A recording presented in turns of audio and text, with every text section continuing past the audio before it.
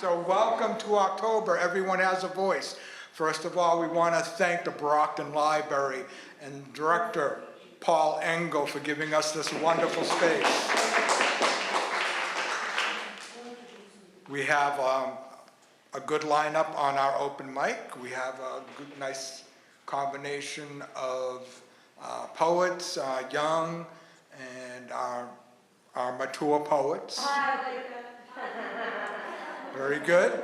So let us start with Joyce Wilson. Hello, everybody. This is a poem I wrote about finding a letter from the poet Paul Laurence Dunbar to my grandfather when I received a bunch of books from my mother that had been from my grandfather, and inside one of the boxes was a collection of Dunbar's poems. And the collection was lyrics of the lowly life. Lowly means humble, and you need to know, and maybe some of you do know, that book is marked by his poems, some of which were vernacular and some were formal. On finding a letter from Paul Laurence Dunbar to my grandfather. I hardly knew my grandfather at all. He died when I was just beginning school. Reserved, ill-mannered minister, his rule was golden, and with God, who made the call. I was astonished by the poetry that arrived among his many books, and the title with that word, the lowly, tucked in the bottom of the box. The lyrics of the lowly life, really? The Browning I could see, a set of 4, leather-bound and underlined assertively. The Paul Laurence Dunbar held something more. With it, I found a letter tucked inside the cover, folded once, then 3 times back. The perfect place to keep a note, to hide the message typed in blue, then signed in black. Addressed to my grandfather in detail, the text expressed how much his fine oration had moved the poet, its communication having traveled safely through the mail, so that he showed the contents to his friends, who were delighted with his eloquence, the stand he took, that the sermon lends to capture both the soul and heart at once. It did not matter, far as I could tell, that the name had been misspelled Henry when my grandfather's name was spelled Harry. Some trust emerged as hesitation fell. At letter's end, things made another turn when Dunbar typed, with best wishes and deep regret, crossed out regret and penned a neat regards to best express his real concern. That year, Dunbar was 31, a poet well-respected and well-known. Tuberculosis stalked him for its own. He must have seen the hurdles he would run. My grandfather that year was also young, enrolled at Baker University, preparing for the Methodist ministry. In many ways, his life had just begun. 6 years apart in age and differences they met. What led the ailing poet to observe the spark behind my grandfather's reserve? How much can I construe through signs typeset? And my grandfather, was it out of duty that he read the local dialect? Did mastery of craft gain his respect? I sense he was beholden to the beauty. I don't know how my grandfather replied, or even if he did, but marvel now, he kept this letter like a lover's vow, companion to the verse, until he died.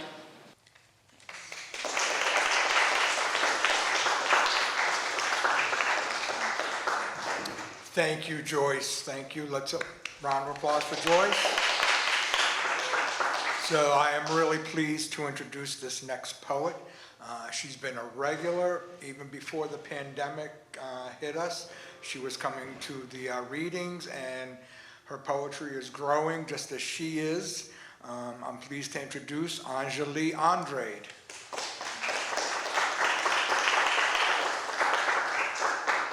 Hi,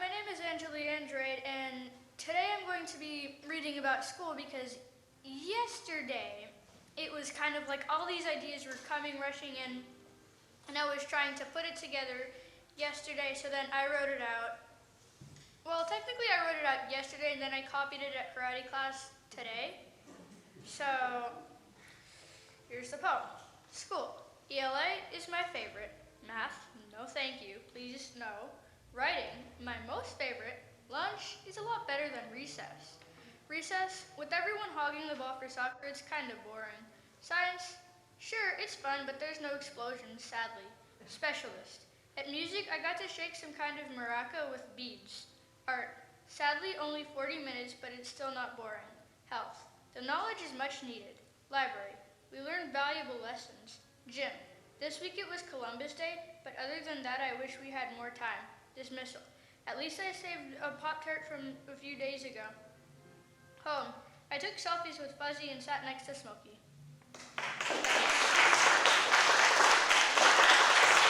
Said another one of our regulars. She's been in the Brockton poetry scene for many years, but young, very young at heart, Sheila Twyman.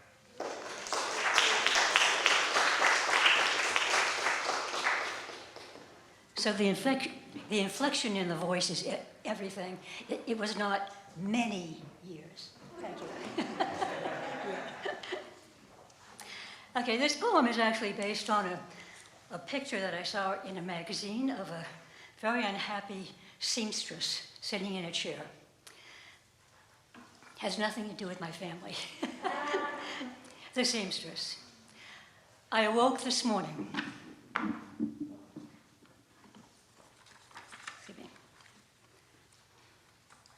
I awoke this morning to find my mother in the kitchen, sewing my father's nose with white thread and number 10 needle.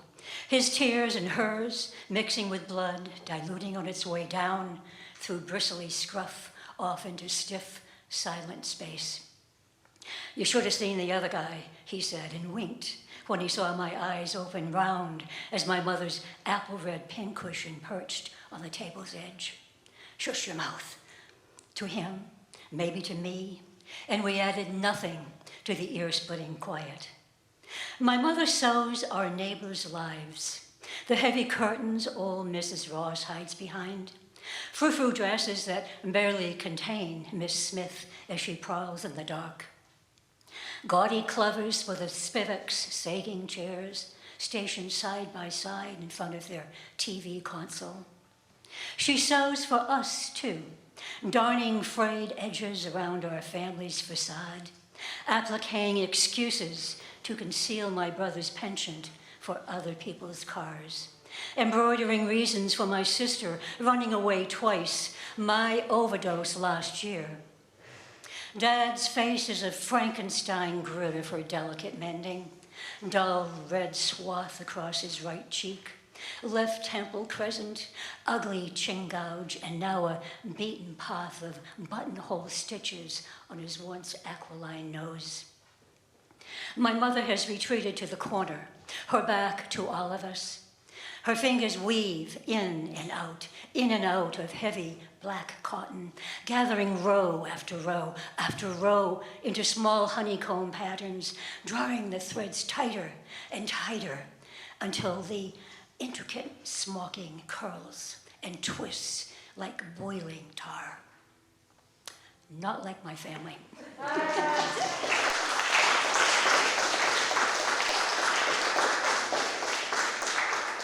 Thank you, Sheila. Another round of applause for Sheila, please. And I would like to introduce another one of our regulars who is young at heart, who's been in the poetry scene for many years. As a matter of fact, thanks to Nancy, she gave me my first feature many years ago. So let's welcome Nancy Brady Cunningham. In 1999, I went to Greece. I went to the Isle of Lesbos, and I went with a group of 8 women. We stayed for 2 weeks and we studied and wrote poetry. We did watercolors. We learned dance, both belly dancing and traditional Greek dances. And we also did some touring.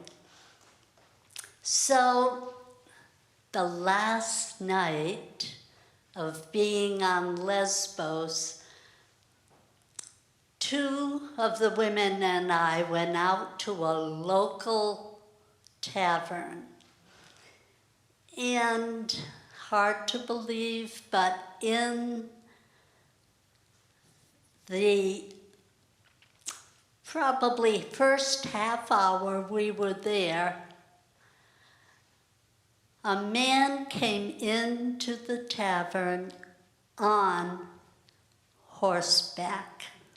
Hard to imagine, but they opened the back door and this horse came up some steps and came in.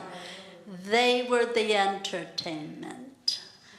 At the same time, a gentleman that was seated at our table was hitting on one of my 2 friends. So this is a poem that combines many things, called The Night of Leaving Lesbos. A large man shouting in Greek gestures signals her to flatten against the tavern wall, while his back door opens to a white mare led up the steep steps, moving sideways to the bouzouki wail. In foreign tones, she pours down ouzo, serpentine curves playing louder. A tambura crowds the milky licorice smell into the flaring nostrils and the shaking mane of her shiftatelli. The frantic clapping turns the Aegean air beneath her skirt, suffocating with sea lap, horsetail hairs swish the dark walls. She startles at the immensity the man stretches toward the broad rafters, smell of horse flesh steadying him against her bare back, while the clack of tambourine saddles her down. He thrusts out his arms. You don't go. Thank you.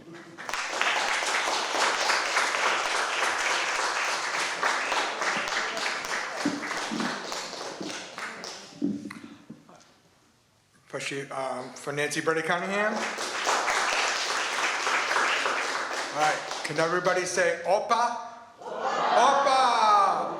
There's your first Greek word lesson. Itanapoli oreo. All right, stop me. It was a wonderful poem. So, back to our youth. Montserrat Diaz.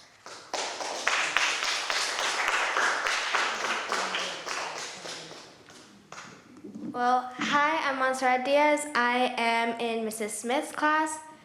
I saw this event originally at my library, and when I heard Miss Smith was saying, oh, you should come to this event, it's really fun. There's people showing basically the theme that everyone has a voice, and I thought It was like a good opportunity for me to show what I think of this theme.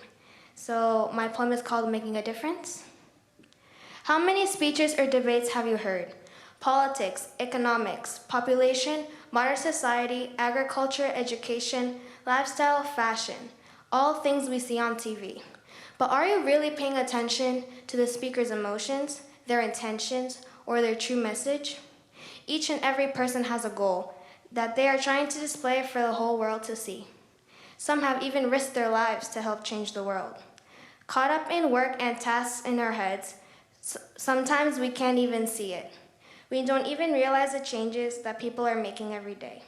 However, we still know that many people from different backgrounds have impacted our way of living today. However, they don't all do speeches out loud. Some of them convey their ideas through poems and service to their community. Maya Angelou, a civil rights activist and poet who showed millions of people her perspective on racism. Malala Yousafzai, an educational activist that helped change education for girls. And Dolores and Cesar Chavez, labor activists helping millions of farm workers thrive. Will you make a difference? You have the power to speak against what's wrong. Fight for what you believe. You can change the world even in a small way, like community service or writing, or in a big way, paving your way to speeches, debates, and protests. Everyone has a voice, but displayed in a different way. If not, you can still be part of the change by being aware of what's happening around you instead of ignoring it. Whatever you decide, you cannot be condemned to silence. You can fight like many others have before you. You can indeed change the world.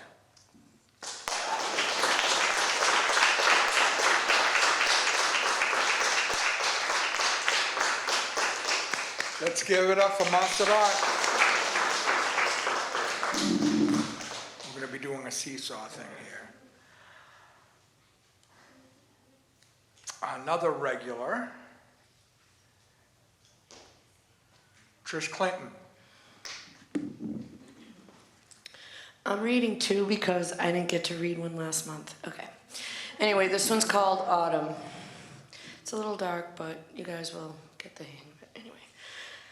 It's a festive time where the leaves are changing. There's a familiar crisp smell in the air. Aside of Christmas, it's the most wonderful time of the year. But the leaves tell a story. They look so beautiful, but lest we forget, they're dying. We go through this God-forsaken world with disappointments and deep sighing. There's a reason for the season. It's a corruptive, destructive, dissolving of a previous being. There's a deeper message in this process that none of us are seeing. The depth of your understanding that nature is cruel and unkind makes us want to stop, reflect, do better, or rewind. Once it's done, there are no more chances. We can only be watchers at this point with second glances. Be the change you want to see. No words truer than that. Being complacent keeps you stuck and immobile, useless in fact. So step out. Sure, it's scary, but not any scarier than it's been. Try to stop a positive process for yourself is a mortal sin. Dreams just stay that way without your creative spark. Aren't you tired of sitting alone, fearful in the dark? Get going, push through that force that hinders your inner soul. Exceeding the world's expectations of you is the ultimate goal. Forget about what was, what is, or what will be. Dig in with both hands, jump in with both feet, set your mind free. It's been trapped in a dimension of delusion, clouded with doubt. Realize your story isn't over. You discover who the real you is all about. You'll be pleasantly surprised. People will engage. Opportunities are like open doors. Slowly you can heal those broken pieces and your open sores. You're only here for a short time, so do what you can. Don't hesitate. Don't be one of those who never tried and missed their calling because they decided to wait. Seas of regret and disappointment don't have to wash you up and take you away. Seize the moments you have right now. Don't wait another day. You're the best version of yourself today. What more can I say? This is meant to be an uplift and encourage in this production. Life's your stage. Let go of the bitterness, hostility, and rage. When you look at autumn, remember it's the death of old things. It's a choice of taking chances, new ventures, who knows what it brings. So pull yourself out of this sinking town. Don't let yourself drown. Instead of dying, be dying to live. Come on, people, something's gotta give.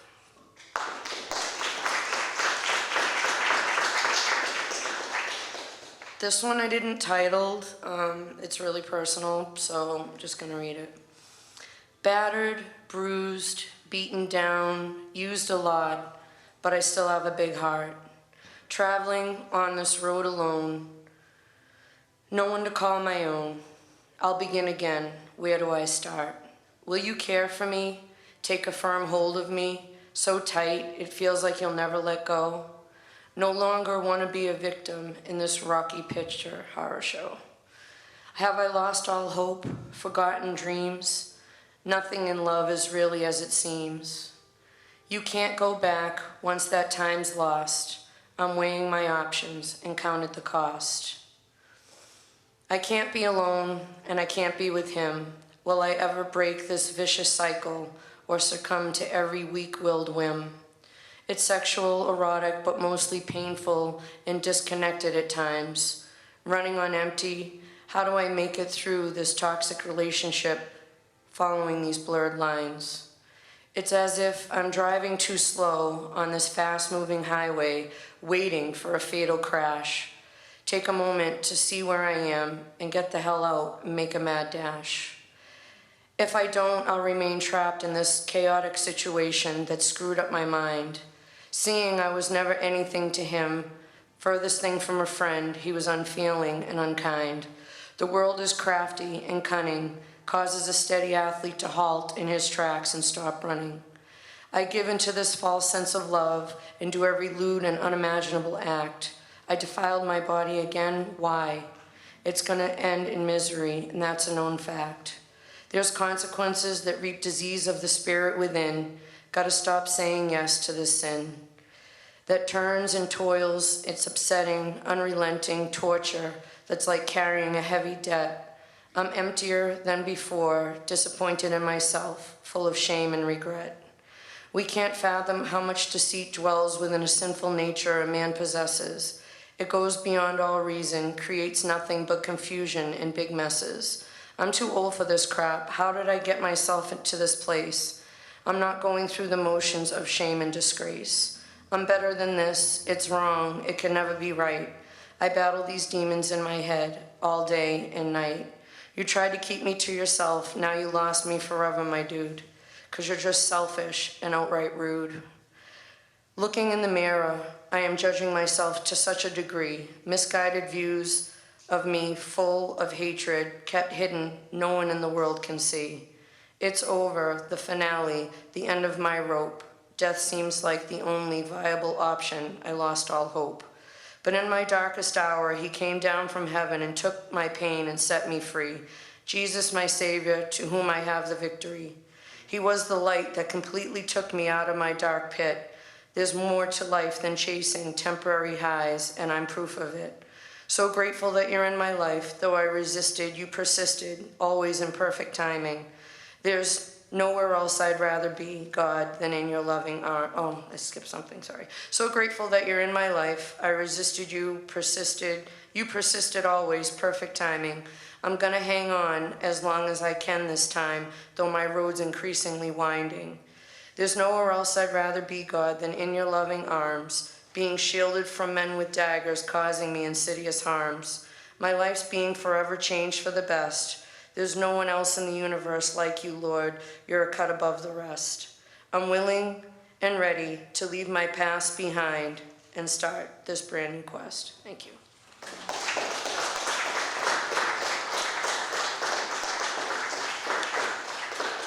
So another hand for Trish Clinton. And I just want to, so when a poet writes, you know it's very personal when it's all handwritten. So Trish just gave us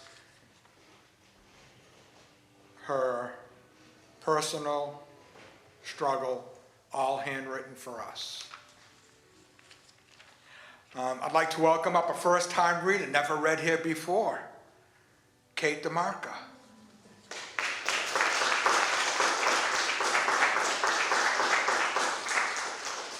Thank you. This is exciting.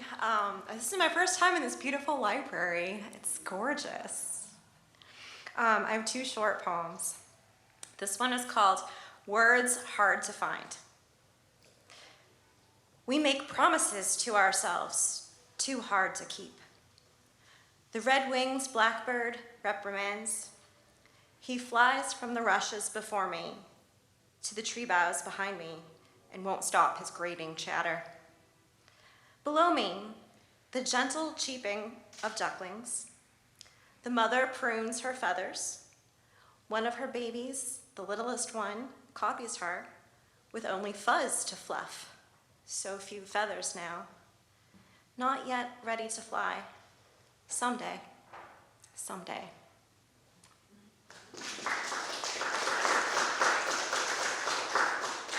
And this one was written in this past January in the height of the pandemic. So it's definitely a pandemic poem. On the couch again. We're living in little boxes. How's your box? Mine is just fine. I round out each night with a movie. It takes me outside into the world we knew. That world is now all behind a screen. I've become the Lady of Shalott, only able to gaze down on Camelot through a looking glass screen.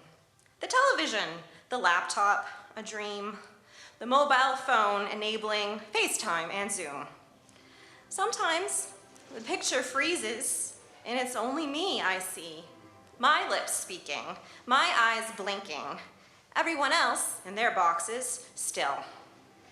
In those moments, when separation sharpens, I'm struck by acute isolation, fear. But it never lasts. It passes swiftly. Motion returns, other voices speak again, and I know it will come, the day we power down to touch and breathe free, face to face again.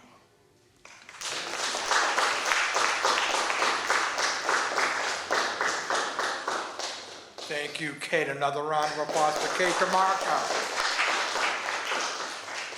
And another first-time reader, Ed Krasnow.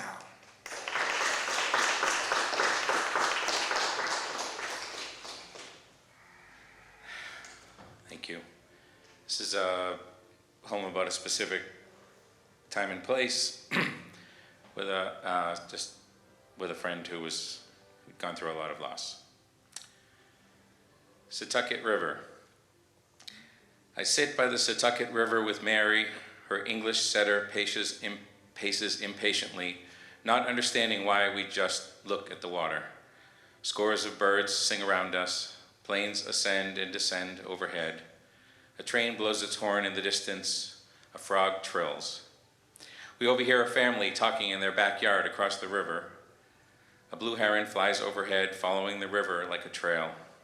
4, then 6, then 8 turtles sun on the fallen log, half in the river and half out. Birds chatter with spring songs, mating songs, and warning calls all around us. The setter jumps up on her lap, pushing us to go. Life goes on. Thank you.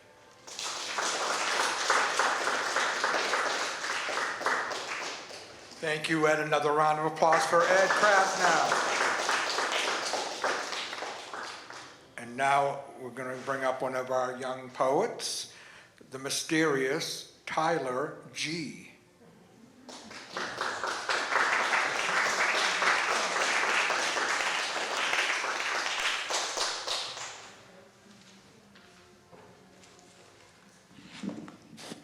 Hi everyone, I've got one short poem for you. The name of it is nature. Every day when I wake up, the scenery is so beautiful. Tears start to fall down from my face.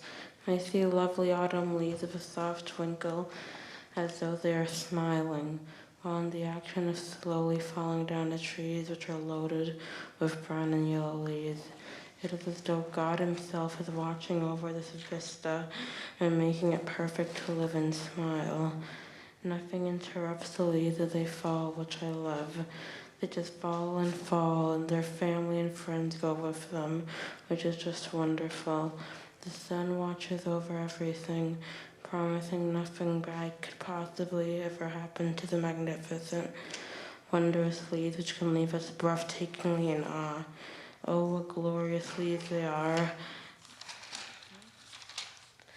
in all their wonderful colors, bleeding out for the whole world to see, so everyone will love and worship the leaves for more of their sublime greatness.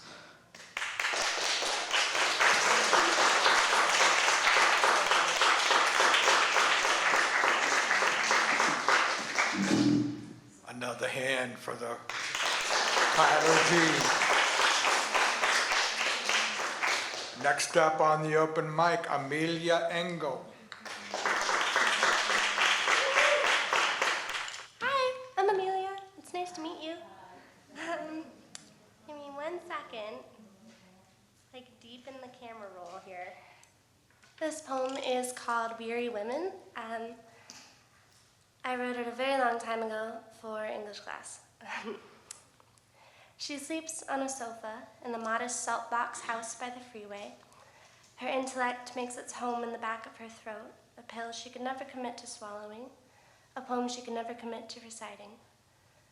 She lives in a psychedelic fever dream in which her words fall from her lips into an audience of those with quiet mouths, and for the first time, everybody listens. She is the patron saint of self-loathing, of silence. She goes home to no one, reads drugstore novels underneath the budging kitchen light. She has conversations with the ghosts of dinner guests who leave notes that say, "My beloved, you will never be free." She is restrained by the mundanity of her days, convinced she's going mad because she's made friends with the fly that clings to the millennial pink wall in the idle spare room over the garage. They discuss politics and Renaissance art, and the life she always wanted to live, free from the commute, from the leering eyes of many employers who stare at the gap in her teeth that keeps her from grinning, while they toast to her downfall, laughing at the chalk outlines of her dead aspirations. She stands alone, the skeleton of a dreamer, a suffragette, but her skin is thin, easily bruised by the words of those who reside in the Tudor mansions underneath the power lines. She is the other woman, nameless, forgotten. Her spirit was so lost in hopes of walking marble halls among the debutantes who live lavishly, beautifully, so carefree. But she doesn't realize that those women are just as desolate. It's a prophecy. Perhaps she needs to be alone for her own good, or maybe she's being the other woman because it's her destiny, longing to escape from the polyester shackles she lives in, only to idolize those who live in cashmere ones that itch just as badly. It's quite tragic, isn't it? That all she'll ever know is a fever dream on her sofa, reading letters from guests who never actually came to dinner, while she's laughed at by those who are no less empty than she is.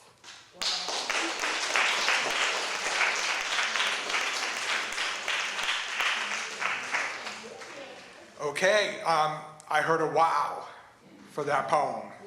So, thank you, Amelia.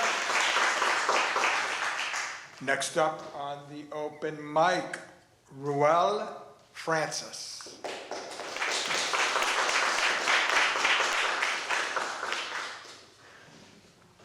My name is Ruel Francis. Ruel Francis.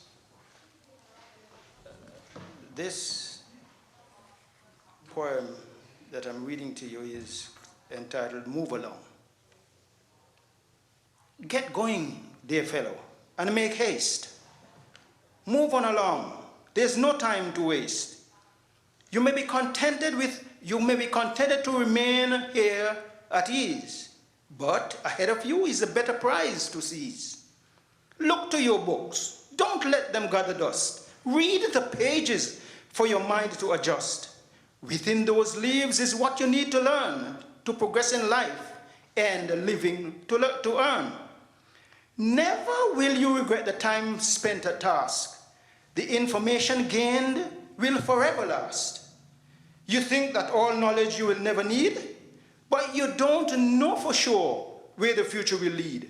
So pull up your chair, open up that book, learn to appreciate the words you once forsook. Speak, spark up the interest and the challenge you must begin. If you don't make a start, the race you will never win. Wow.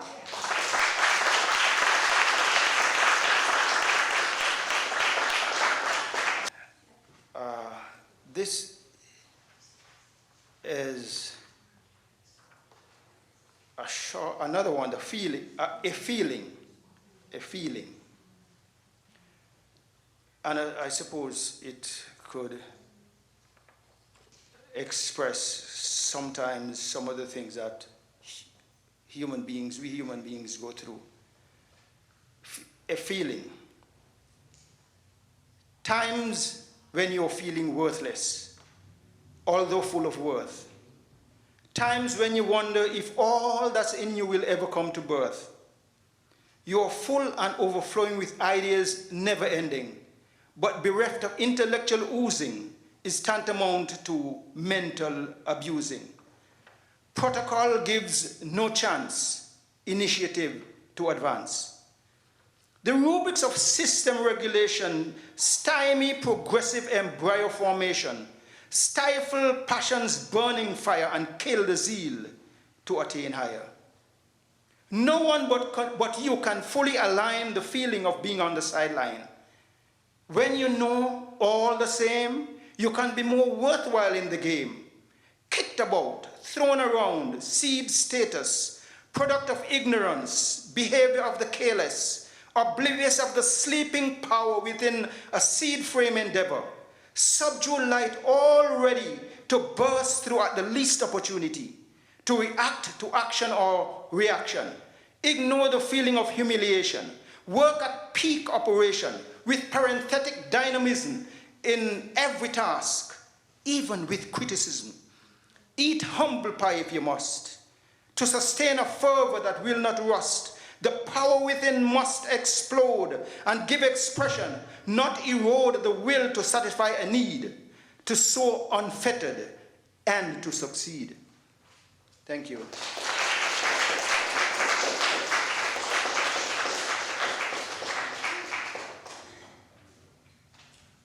So I think this is Ruel's first time reading here? First time here? First time you read here?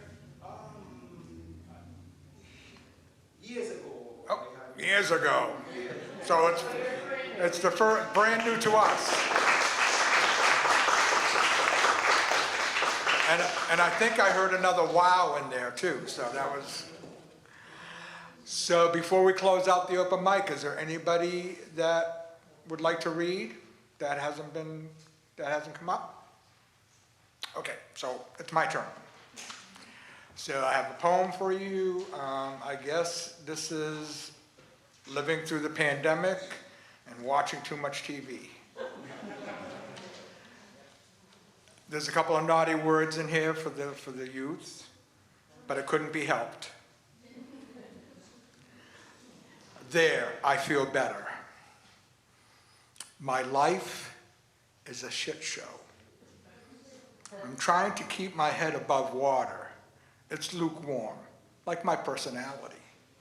Anyway, that's what they tell me. I can't stand to be with myself and wonder who's going to save me. And the chorus repeats, this rhapsody tragedy written in invisible notes. I am looking forward to tomorrow because the past is the past, but today is not a present. I want to escape. I need the separation. I have these thoughts. I try to hold them down. It's like suppressing a volcano, distorting the membrane of self-sense that encases me, protects me from the outside. I'm a mime wedged within myself, my subconscious, trying to push me out. I'm on the porch listening to the obscure sounds of life. I notice the sun and moon are sharing the sky and wonder if they're dating. Back inside, there's 3 days of mail on the back of the toilet. I figure I'm either going to get pissed off or be up Schitt's Creek. I shuffled the envelopes, picked 2, blackjack. The dim lights of my mind are meshing with the glare of the TV. I'm getting aggravated. The commercials are 2.5 times louder. Desperate, I point my remote control laser. I need to kill these sound waves. And then it hits me, although physically here, I don't know my goddamn name. And it just stops there. Drinking in the tiger's blood, I felt my heart beating me up for the sins of my tongue, wrapped in barbed wire regret. And then, this calm voice, it came so simply. I don't know why I didn't think of this before. Charlie Sheen. What an idiot. There, I feel better.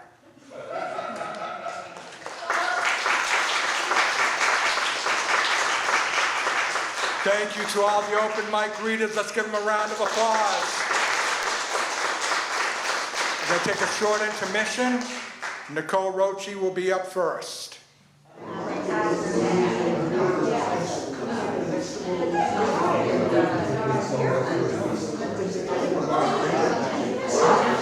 So our first feature is our student poet. After all these years, I just found out I've been mispronouncing her name. But I've known Nicole since she attended Brockton High. She is now at UMass Lowell, which is amazing. Nicole Rossi.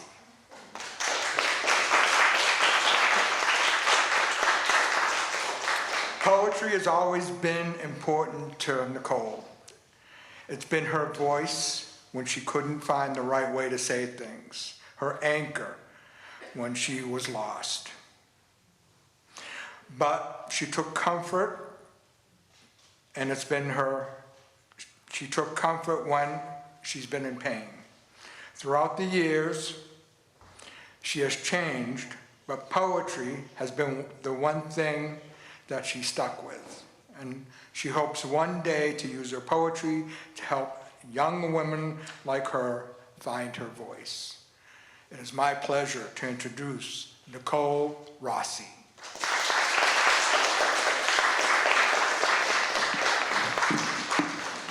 Hello, everyone. This is really rewarding to me to be able to come back here. Like I said, I've known Philip since high school, and being able to be here and just seeing how much I grow every time I perform is really rewarding. But I want to say thank you for everyone to coming as well.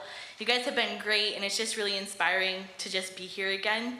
I feel like during the pandemic, I had a lot of writer's block and kind of just drained in that regard, and even just being in this room with so many fantastic writers has definitely lifted me up more.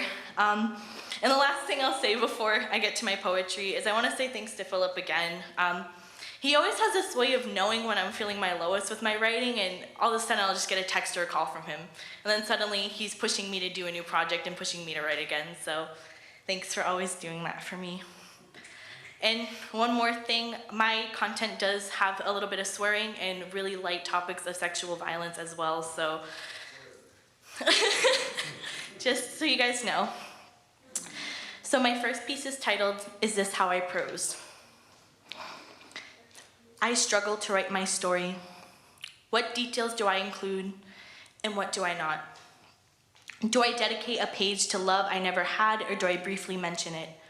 Should the world know I admire women the same way I do men, or is it something I leave in the subtext? Should I explain my ever-growing love for my body, or will that be in the sequel? Is the way I have yearned for love a good climax, or will it draw readers away? When will I explain who I am, or is it meant for the footnotes? When does my story end, but also, where does it even begin? So this next piece is called My Mother Was My First Heartbreak. When I was born, she gently whispered Nicole Marie to me. She supported my heart in her hands and promised to mend bruises with her red painted fingers.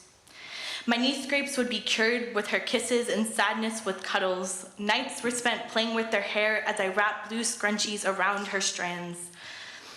She lifted me into bed and held me as I fell asleep. I love you, Mom. I love you too, beautiful. At some point, she'd be the one puncturing my heart instead of mending it. When I begged her to stop letting an unworthy man act like she was gum on his shoe, she told me to stop worrying. When my life was falling apart and I used blades to keep it together on my arms, she asked if I was in a cult. When I confessed my love for women as if I'm a sinner, and with prayer my feelings would change. I learned how to heal my own wounds, wipe the blood from my knees, and hug myself to cure depression. I'd watch the hair basket collect dust and lie awake at night wondering, what did I do to deserve this? What did I do to have a mother deny every feeling I had and tell me how I should feel? What did I do to have a mother say she loves me, but I'm sorry, but I'm proud of you, but yes, but no, but I love you unconditionally, but what did I do to deserve it? The first boy I loved didn't break my heart. It was already in pieces to begin with. This next piece is titled Rum Stained Her Room. You contaminated her skin with your drunken hands. When she told you to fuck off, you finished the bottle. The echoes of our family yelled to forgive you and your tipsiness, but I refused to accept beer-drenched excuses in place of sorry. She can still smell the rum in her room. This next one is titled A Self-Reflection Makes a Great Existential Crisis. My fingertips graze the glass. It's cold to the touch. They add heat to it. I walk the edges, tracing a wooden trim. My ears twitch to the sound of a bell. A fog that once saturated my eyes has now been lifted. There was a woman in front of me. She sways the way I do. Her hands go the same as mine.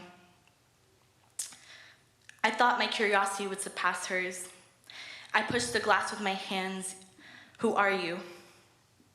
Before I could know, the fog submerges, the bell rings, and I am in the dark once again. This next piece is titled Finding Myself in Someone Else. Weed-stained lips manipulate decisions. Your fingers are my temptation. Trace infidelity along my back while I wonder if this is seduction or a guilty pleasure. Breasts are cupped in your hands while we dance the line of friends, but what's the benefit? Will you be the man while I'm the whore? Lead me to the bed. I want you to fuck me where you fuck her over. This next piece is titled A Random Side Street in Boston. 8 p.m. My tires kiss the curb, the no parking sign emulates above me, and I am an hour early. I fixate on the T sign. I've seen it so many times, but it's different now. It's the way you get home. There's a coffee shop across the street. I think of your usual order, a caramel mocha frap with extra caramel drizzle and no whipped cream. 8:30. My body adjusts to face the door that hundreds have opened already. I turn the air and move the dial warmer, colder, then warmer again. I hope you feel comfortable with when you get in. 8:45. My uneasy stomach makes its presence known as more people walk out the door. Is it you this time? No. What about now? No. Finally, is it you? Of course not. Am I crazy for being so infatuated with someone I met off my phone screen? Not many people could drive me to this random road in Boston. 9 p.m. Almost every car has left. Drunk adults and young teenagers fill the streets, and I have been here an hour. There's a couple walking by, and I wonder if they've been lucky enough to find a love like ours, the kind that movie directors use in romance scripts. 9:15. You're walking out now. I can barely breathe. You've given me so much to anticipate in so little time. How should I greet you? How have I done so in the past? 9:30. I turn to the left and see you out my window. The way you looked at me was world-stopping, oxygen-cutting, and life-altering. In this moment, I realize love is not an action, but a gravitational pull forcing me towards you. Chauncey Street will never be just a random side street in Boston again. This next one's titled Haikus Longer Than Our Relationship. I love you so much. I will never let you go. Empty promises. You ended our love. It was a random Thursday. Will I see you Friday? I miss you so much. What happened to forever? Promises never kept.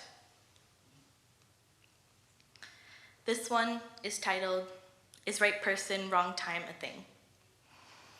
Infatuated I with you, enamored you with me, and loved ones held this truth, broken-hearted I am from thee. Together once we were, forever shall never be. Perhaps it lies somewhere beyond our hearts can see. Here our loved ones laid, there it's put to rest. Now we must part ways, forever vacant my chest. This one is titled, Can Our Love Be a Picture? Our picture on the dashboard breaks my heart all over again. I crave that version of us so naive and untainted by what's to come. Staring at it makes me wonder if you felt the same I did then, and why don't you now? Why don't you look at me as if I illuminate your world, but rather a light bulb that needs to be changed? I pull it off the dashboard and press my thumb to your face. It crinkles your cheeks as I realize this is the closest I get to touching your face now. I reminisce on the way I would comb the sides of your head with my fingers because you didn't like when I focused on the crown. I held the picture to my chest. Can you hear the way my heart still beats for you, or does that not matter anymore? If our love was a picture, it would be frozen in time, stuck between the beginning of our relationship and long before the end. One day, I won't love you anymore. My dashboard will be rid of the first picture of us, where I pretend we still remain for a little longer.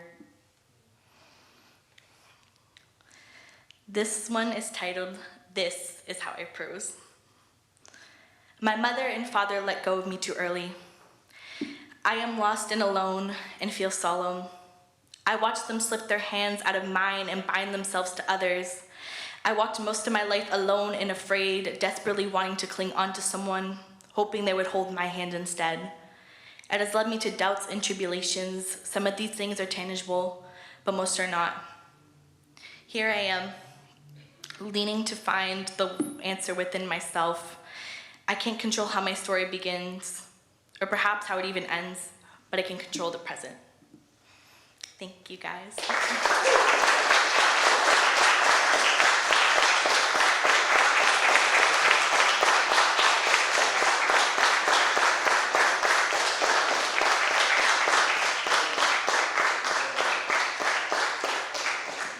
How many wows in that one?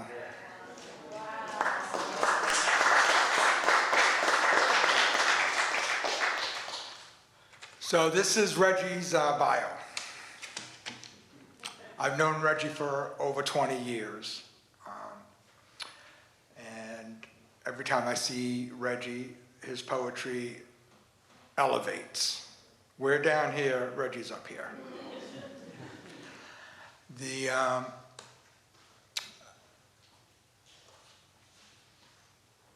This great man once said to Reggie, Kurt Vonnegut, the great writer, Kurt Vonnegut, Reggie, you sing and chant for all of us. Nobody gets left out.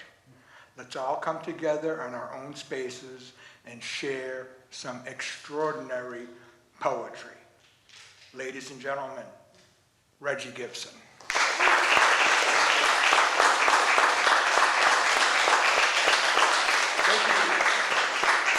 Thank you, Philip. Thanks to Philip and Paul for keeping this thing going, right? For giving wayward poets a home where we can come and say what's on our minds and hopefully what's on yours as well. I'll start off and see where we go with that. Nicole, we were talking, and Nicole has she had everything planned out, you know? And I was like, wow, I should do that. Instead of letting my riddling type of poetry go all over the place. But let's begin maybe in some place where it begins for a lot of us who are of African descent who have found ourselves here. And that is for those of us who are ADOS descendants of American slavery. This was written, it's called Middle Passage, The Transatlantic Journey of an American Voice. It was in 4 parts. I wrote it when I was working with the Handel Haydn Society in Boston. And so this is 2 of those parts, and then we'll see where we go from there.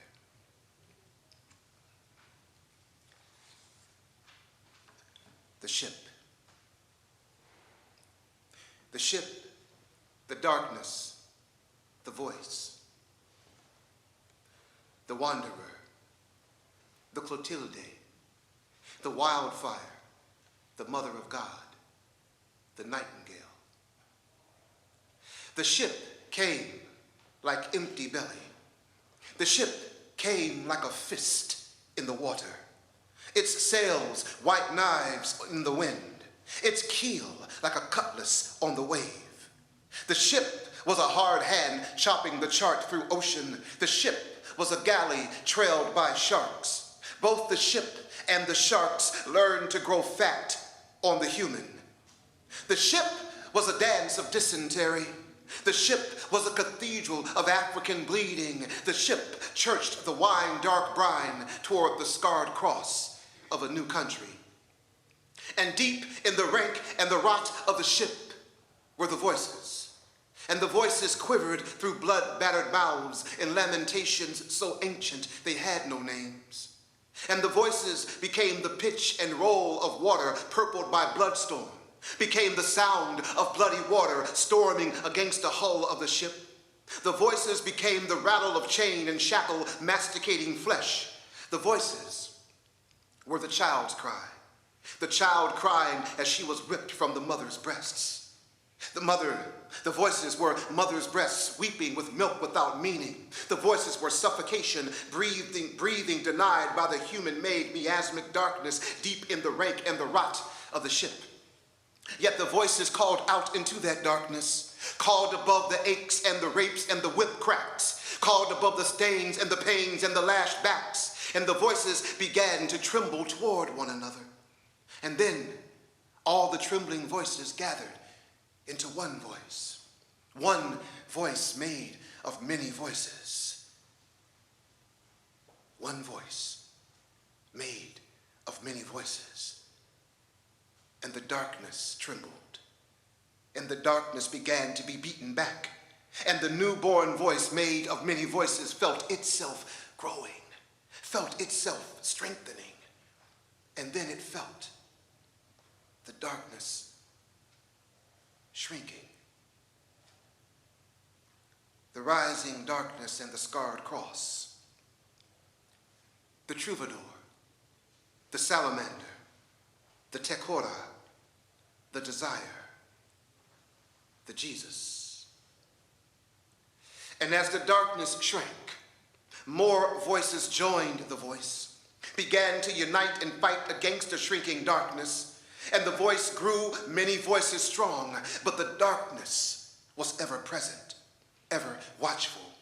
And like any living thing, it too wished to preserve its existence. So the darkness gathered darkness unto itself, began to thrash and to rally, began to snarl and to surge, began rising like floodwater, and the voice that was many voices strong began to drown in the flooding darkness. But then the scarred cross began to rise, began to weave its way into the voice, began to strengthen and buoy the voice, to hold the voice up like driftwood, that the voice could cling to against the raging inundations of the darkness.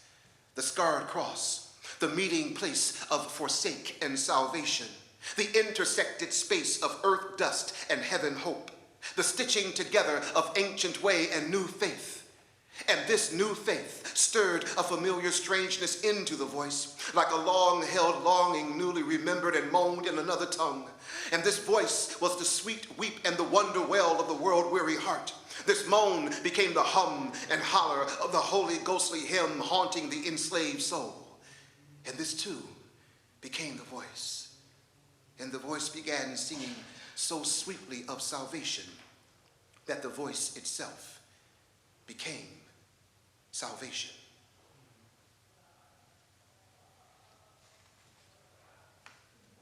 I was born in the Mississippi Delta, where the heat swelters and there's little shelter from the sun. It's a land where the Klan witches take a black man, lynch him up, just to have a touch of fun. Now, Mississippi state religion was violent racism, a condition deep as cancer in its bones. But since the slavery days and white crosses that blazed, it's been the place that my family calls home. Now, my people, they were hard hustlers, dirt poor sod busters, never much for books or for words. They were simple, not fools, and they lived by 3 rules. You love your family, you love the land, you love the Lord. And at night they would sing in this black southern English. It was a sound as rich as Mississippi mud. It was the blues, you see, and it bit into me, and I can still feel it sting in my blood, and that's why I don't have the blues, because I am the blues. I don't get no blues so much as I spit the blues. I don't sing no blues as much as I bring the blues. I don't have it because, damn it, I am the blues. Now, my mama and my daddy couldn't stand Mississippi. See, there was no good work to be found. They felt it was kind of rotten having to pick white people's cotton, so they decided to move to Chicago town. They couldn't afford to bring me with them, so they made the decision to leave me with my grandmama for a while they both took jobs being wheels and cogs, pushing buttons, flipping switches, and turning dials. Well, as times got better, they stacked up a bit of cheddar, and when they could, they sent for me. But my grandmama said, why don't the both of y'all stay north and let the baby boy be? Well, my mama wasn't having none. She said, that's my son, and I'm gonna come and get him. You wait and see. That's how the blues entered my life a second time, y'all. The first 2 women I ever loved started fighting over me. And that's why I don't have the blues, because I am the blues. I don't get no blues so much as I spit the blues. I don't sing no blues so much as I bring the blues. I don't have it because, damn it, I am the blues. So my mama turned to my daddy and said, get out of bed. You and me, we heading back down south. Yeah, I know what you're thinking, and I can smell you've been drinking, but go take a shower and rinse out your mouth. Daddy did what mama said. He's got his ass up out of bed. They both went and got dressed and left the house. They went down to the car, looked in the glove box, pulled out a map, and plotted the quickest route. They drove all night, well into daylight, a straight 689 miles. And when my mama saw her mama, she went and snatched me from her and said, I told you, you can't have her. This is my child. And then with me in tow, they jumped in that brown Torino, pointed it north toward the streets of Chicago town. Me on the back seat, mama's arms wrapped around me, her singing me the blues all the while. And that's why I don't have the blues, because I am the blues. I don't get no blues so much as I spit the blues. I don't sing no blues so much as I bring the blues.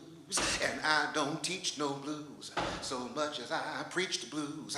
I don't have it because, damn it, I am it. I don't have it because, damn it, I am it. I don't have it because, damn it, I am it. I am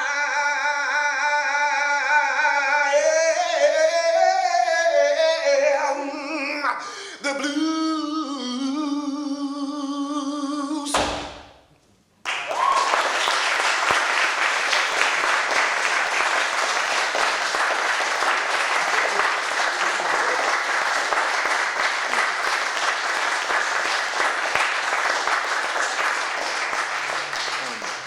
My family was part of that last part of what we call the Great Migration that moved up from the south to the north.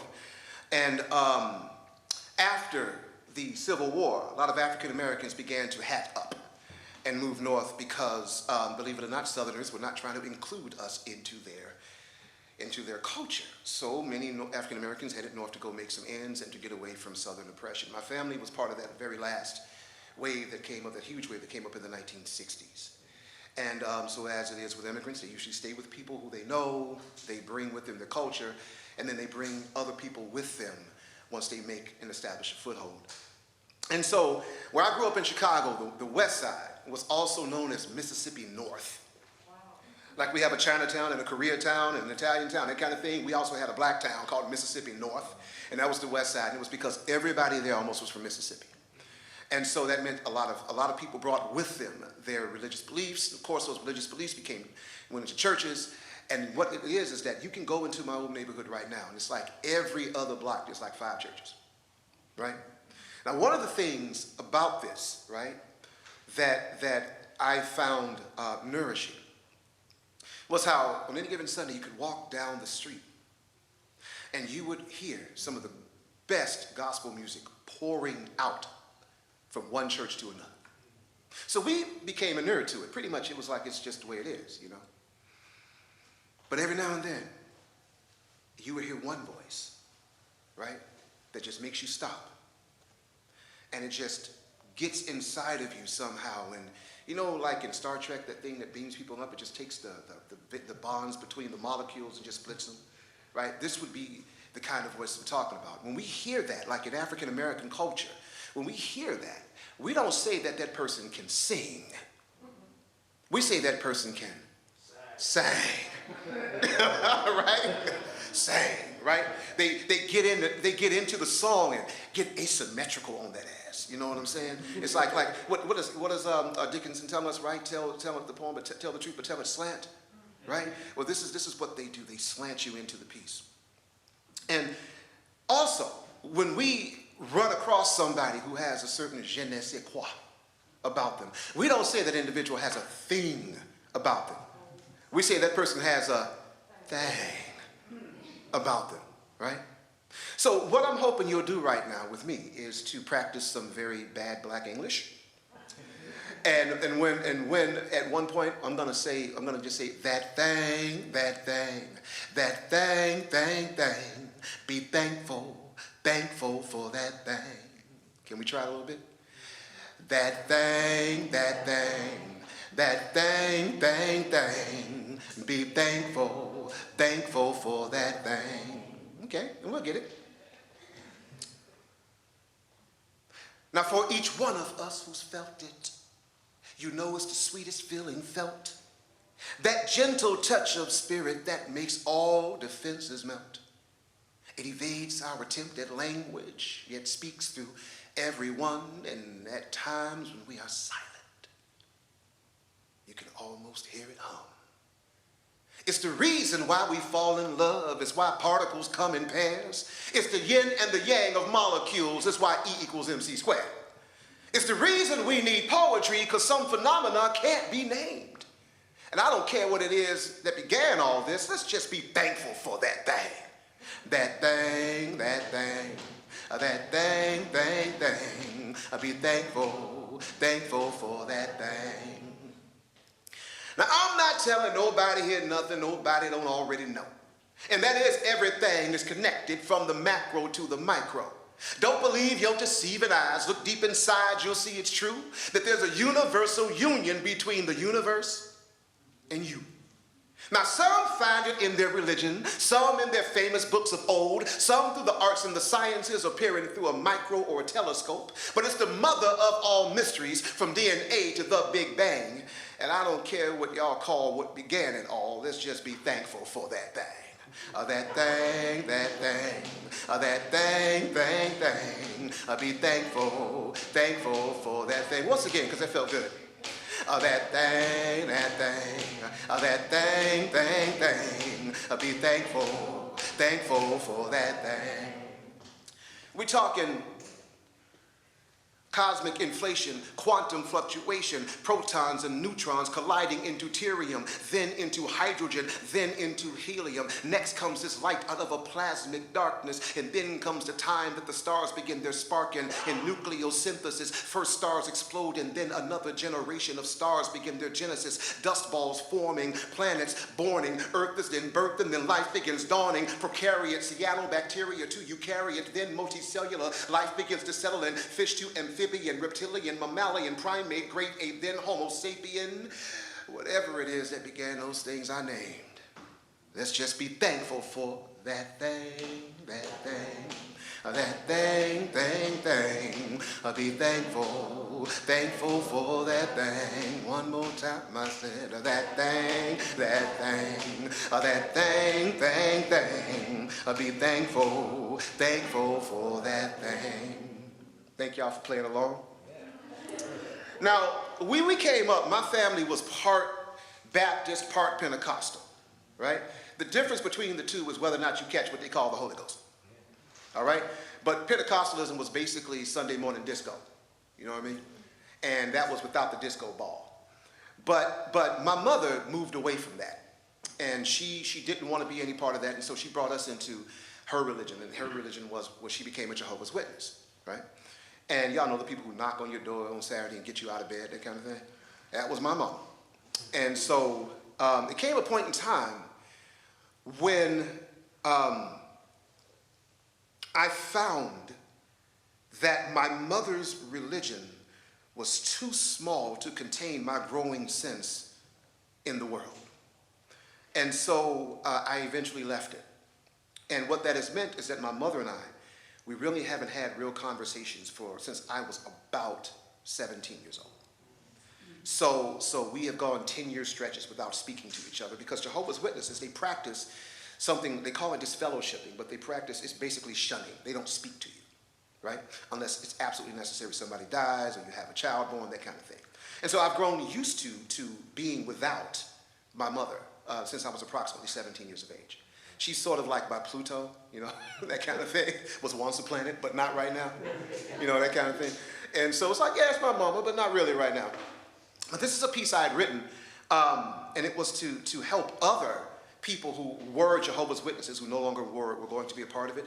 As I say, those of us in the Jehovah's Witness Protection Program. And so this is what I tell them. How to become an ex-Jehovah's Witness without losing your mind. Overcome your Pavlovian desire to knock on doors. Sever the Methodist tongue drone from your tongue. Curse its funkless inflection. Imbibe an Africanized gospel. Learn to fear any church that fears the drum. Hallow the mouth to a devil sputter. Beat God like he stole someone from you. Pummel him until all that remains is unthunderous pulp and question. Lean that question's heft on your mother's prayer until you hear it snap like a dry clavicle. War into her face. Dare her to pray for you again. Forgive her though she does. Forgive her though she lies. Forgive her. Your name will change. It will be Iscariot, apostate, worldly backslider, kingdom unworthy. Your mark will be that of Cain and of beast. Only take the lovers who can burn the Christ you were given, then only take lovers who love only ash. Learn to purgatory. Learn to holy like a fist. Learn to move through the church of this world like a pissed off priest in combat boots. Close one eye. Bless the many backs now turned to you. Then look at your hands and wait for the burning. Wait for the holes to appear. Holes just large enough for your fingers to doubt through.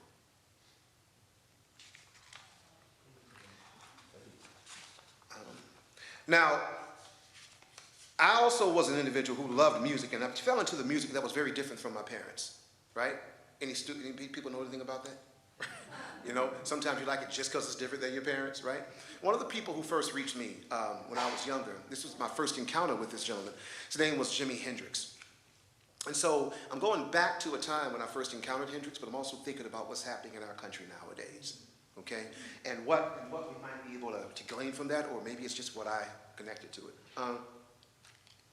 So this is called The First Time I Experienced Hendrix. It was the summer of 1976.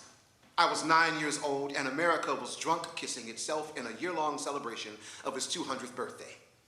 My family and I lived in on Chicago's West Side, many sections of which were still economically devastated from the riots of the 1960s. I sat down in front of the tube with a bowl of something with too much sugar and too little nutrition, and began thumbing through TV Guide magazine. Do we still have that? Is that still around? No, it used to be a thing. As I looked through the program's schedules, I saw the highlights of the 1969 concert at Woodstock would be playing on the local PBS station. I'd heard of Woodstock, but it was something I didn't know about, so I decided to check it out. I turned on the TV, and the first act I see is The Who playing My Generation. I remember thinking, man, those Brits can play. But even then, at not yet 10, I could tell them white boys was high as hell. Next came this cat, Richie Havens, who I'd never heard of, but later would open for and perform with at Club Passim in Cambridge. The brother was a big brown bear, gravelly voicing a tune he called Freedom to the melody of Motherless Child. It was fierce and piercingly raucous, his ham-like hands strumming, no, pummeling an acoustic guitar so hard I was surprised the strings didn't snap. Then came a clip of Hendrix. He was a thin fretboard of a man, wearing a red sweat-soaked headband wrapped so tightly around his afroed head, he looked like one of the mushrooms I know he was tripping on. He was rocking this sky blue Native American style jacket with tassels hanging from the back and sleeves like Spanish moss. He looked down at his guitar, hit the strings, and unleashed an opening salvo of devil dream distortion, feedback, and electric squeals. Yo, that was no guitar. That was no Fender Strat. In Hendrix's hands, it was a strangled white witch putting a 6-string spell on a crowd of acid-taking, weed-whacked hippies, and Hendrix was a voodoo priest demanding that all of hell's demons come up and dance in the rain. Then he launched into the first notes of the Star-Spangled Banner, and I was like a 1970s version of WTF. I had never heard anything like this. Being the son of a cop, father, something about what Hendrix was doing felt disrespectful. Being the son of a Jehovah's Witness mama, something about it felt sacrilegious. But being me and the age I was, there was something about the fact that my parents would hate it, made me lean into it and open myself to it.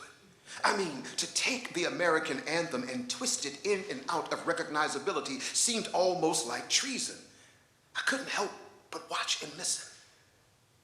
So how can I say this? I fell in love. Later, I began digging what Hendrix was really saying when he was playing the national anthem. He was saying that there is both a beauty and a beastliness in this country, and that fighting for freedom and justice for all often means being angry and loving. It means wrestling with both ignorance and ideals, that we have to learn how to accept the distorted and distort what is accepted. And that sometimes, like now, when things get ugly in this country, America must try and make a music out of our mangled madness. A few more? I'm good? Okay, all right, a few more. Thank you, thank you. So my mother, when she would bring home these box of books, and she would go, you guys should read this, me and my brother. I can't tell you what was it in me that made me go toward that box of books and what it was that made my brother go to a basketball, right? I don't know what that was. But anyway, you know, by the time she had brought those home, I had found out something about myself, and that is that I was a raging, flaming heterosexual, right? I love this part of the universe that we decide is female, you know what I'm saying? The issue is I just couldn't get any members of that tribe to love me back, right? That was the problem. So being the horny 13-year-old that I was, when I opened up what became my Bible, the complete works of William Shakespeare, what is the first thing I go toward? What play do I know? Romeo and Juliet, right? So I get to reading it. It was all right. Some of it didn't make sense to me. But it began to make sense to me when I saw a version of it performed on TV. And all of a sudden, these words were walking and talking and wearing clothing and all of this stuff. And it was transformative. Years later, I found out about something called the Juliet letters, in which you can write a letter to Juliet of Capulet in Verona, and someone from her staff will write you back. Now they'll email you if you wish. When I write this with my students, I'm like, we're gonna send this. And your thing is, don't tell anybody what you're writing, right? You can choose if you wish to, but we don't need to know that in the class. This is about you pouring out your heart. So this is the first letter that I wrote to Juliet.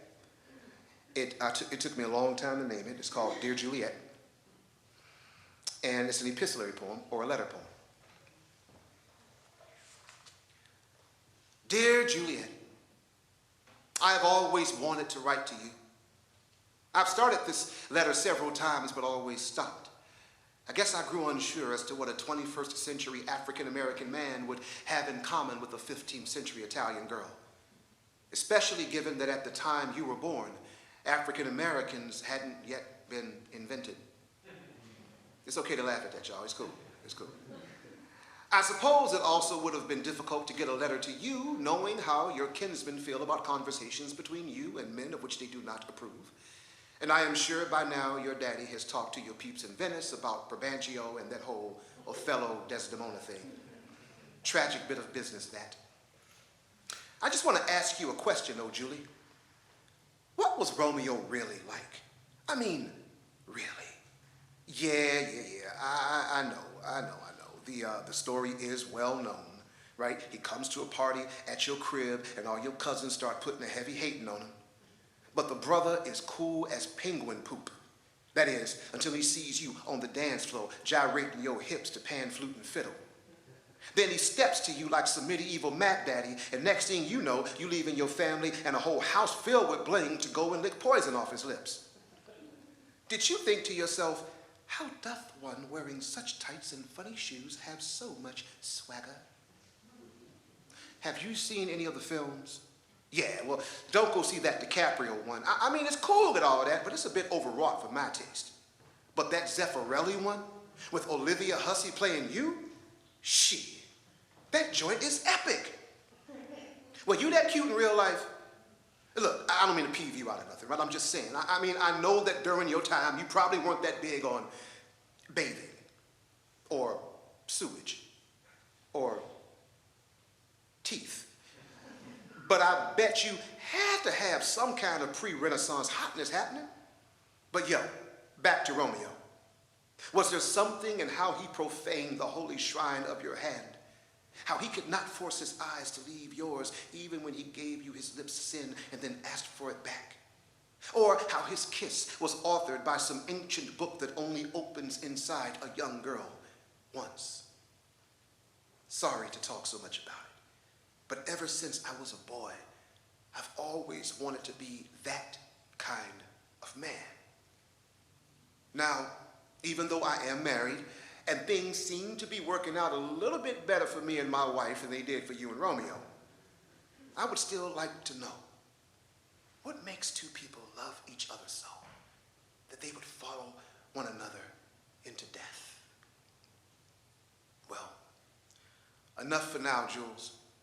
I'll write again when I can. I don't suppose you text or tweet, do you? Holler back at a brother when you get a minute, all right, girl? Sincerely, someone who still finds just a little bit of you in every woman. How much time? 2 more, okay. Is there a time limit on that, or what should I do? 2 more? Okay, I don't want to do that to y'all. Okay. Then, skip that one. I'll go to this one.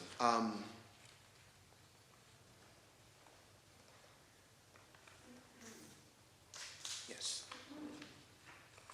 Forgive me, everybody. No, that's too long. I'll do this one. It's a short one.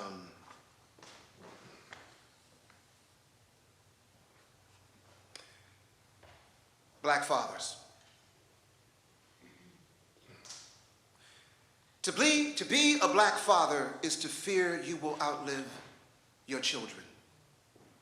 To fear your sons will be mistaken for guns. It is to want to cut the hoods off their hoodies and rip the do-rags from their skulls. Black fathers know that their daughters, no matter how formidable their intellects, still need them to say they are beautiful and loved in a world that hates their skin, that tells them to keep their thick lips tucked in. Black fathers are too aware of how history haunts this country, that it is a specter so terrifying to look at that most whites won't. So he watches them as they run from it, hide inside of a frail patriotic nostalgia and a fragile misremembrance. Now, turn your eye to the black father at a traffic stop. Know that he feels the overseer's whip lashing behind the police officer's eyes and can read the word nigger scratched into the back of his mind. So the black father tells his children not to move as he keeps looking at the cop's gun-petting hand stroke the handle as if it is a dog, frothing at the mouth, straining in anticipation of being unleashed on the threat the black father's advanced degree and educated diction cannot somehow keep him from having become. Listen to how carefully the black father announces his intentions, how measured is his voice as he over-enunciates every action that will cause his hands to leave the steering wheel. Look at how his white and Asian friends' eyes dart nervously at each other when he tells them about it over rye Manhattan cocktails and well-crafted IPAs. Know that it is times like this the black father seeks the solace of black music, wants to crawl inside some sound that understands him like a grandmother's all-knowing bosom. So the black father gives jazz to his children, exhausts himself telling them that it is a metaphor for how they must live, how they must improvise on the tune they were given, and how, when they dance, their black feet must never miss a beat, for there are those trying to trip them up and then blame them for their own falling. Watch closely as the black father guides his children through the alto ache of the gospel singer's voice, stitches for them the story of how it was birthed from manacle and rape, from auction block and Jesus, tells them how he loves and treasures that broken beatitude, even though it bends toward a heaven he no longer believes in, and praises a God of chains he now devoutly doubts. Black fathers, watch out for which well-meaning white middle-class feminist values will get in the way of him raising black sons. Watch out for which ones tell them that they are what's wrong with this world because everything is wrong in their heads. Black fathers watch white mothers as they raise sons that grind black bones to make white bread. Black fathers are always anxious about being wrongly incarcerated, absent, dead.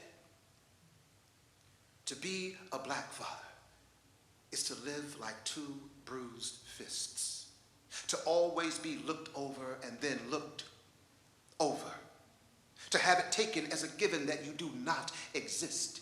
It is to never worry about being overestimated or of getting too much rest at all because, well, you learn to sleep with one eye open when history has your back against the wall.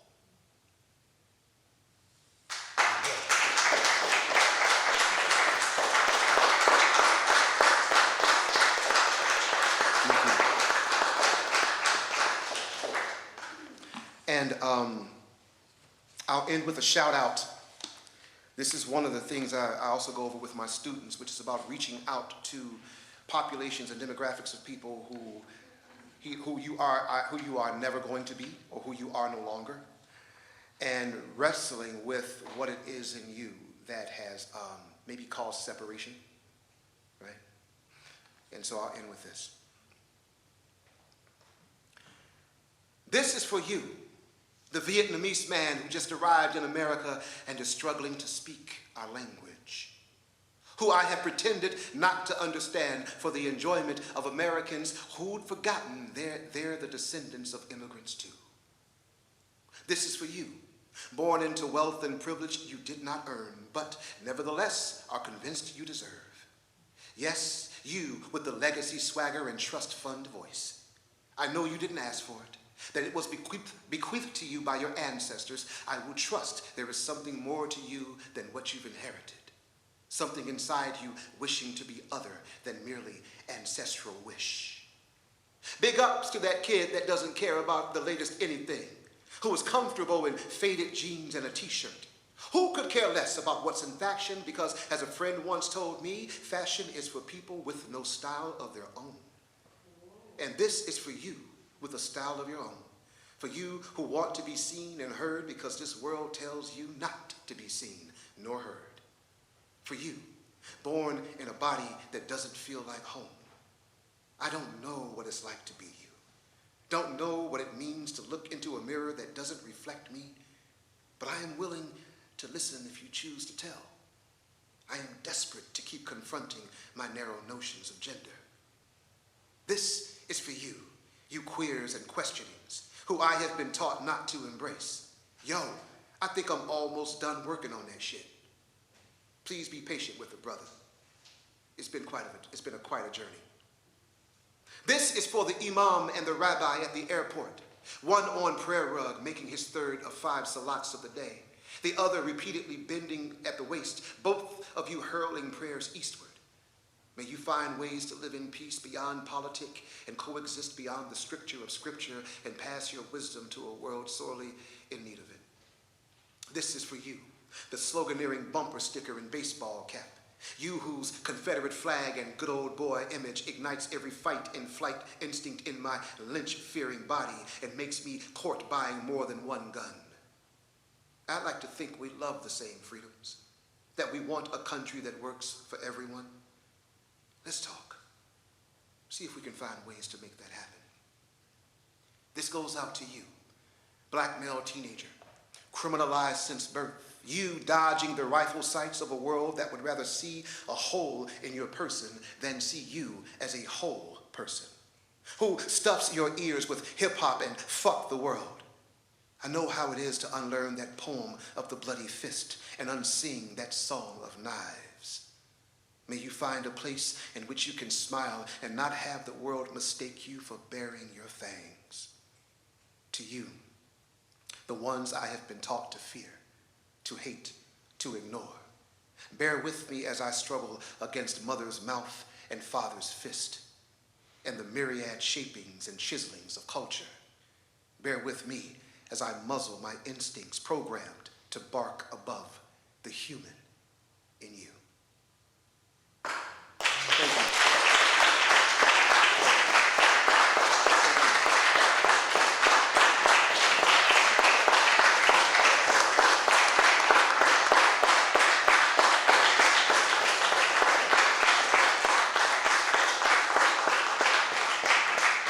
Everybody take a deep breath.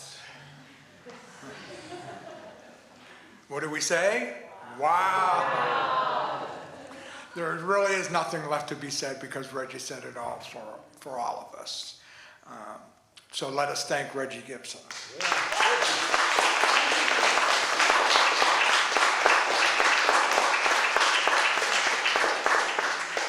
Let us thank Nicole Rossi.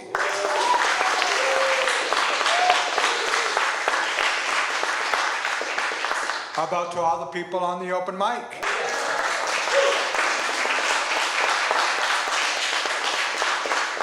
For everyone who came to listen.